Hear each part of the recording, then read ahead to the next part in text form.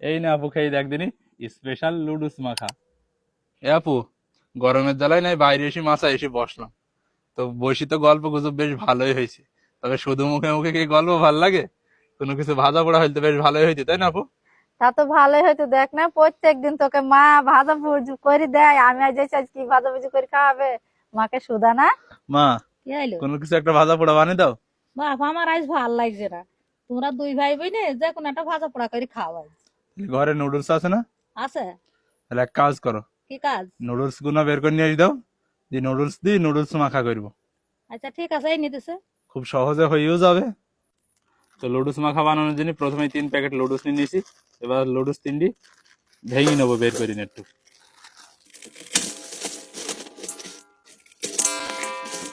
এবার লুডুস ভেঙে নিয়ে গেছে, লুডুস গুলো তেলে দিয়ে দিলাম ভেজে নেওয়ার জন্য।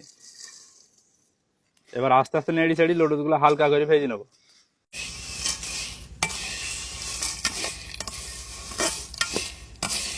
নুডলস গুলা ভেজে নেওয়া হয়ে গেছে, এবার তুলে নিয়েছি।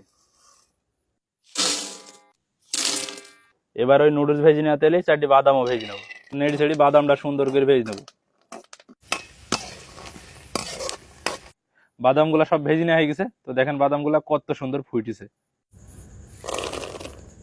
এ আপু, এটা আমার কাজ হয়ে গেছে। নুডলস আর বাদাম ভেজে ফেলেছি।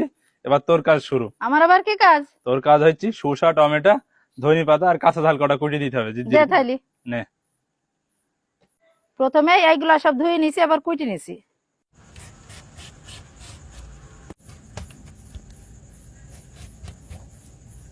এ ভাই এদের নিয়ে আমার সব কাটাকুটি হয়ে গেছে, তুই কিভাবে মাখাবি মাখা। দে আপু। এবার ভাজা বাদাম আর লুডুসের ভেতর দিয়ে দিলাম লুডুসের মশলা। এবার দিয়ে দিছি পেঁয়াজ কুচি, শসা, টমেটো, ধনে পাতা আর কাঁচা ঝালের কুচি। এবার সব কিছু একসাথে ভালো করে মাখিয়ে নেব।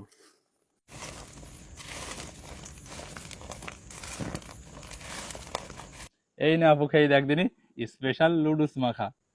দে থাইলি, সবাই মিলে একসাথে খাই। নে, দেখতে কিন্তু খুব সুন্দর হয়েছে ভাই। খেয়ে দেখ কেমন হয়েছে। শুধু দেখতে সুন্দর হইলে হবে? বিসমিল্লাহ। বিসমিল্লাহ। এ ভাই খেতে তো খুব ভালো লাগছে, তুই এভাবে মাখাতে কোথায় থেকে শিখলি? এদিন ফেসবুকে চালাই চালাই দি সামনে এরকম একটা ভিডিও আসলো। ভাবলাম কোনো একদিন বানাবো।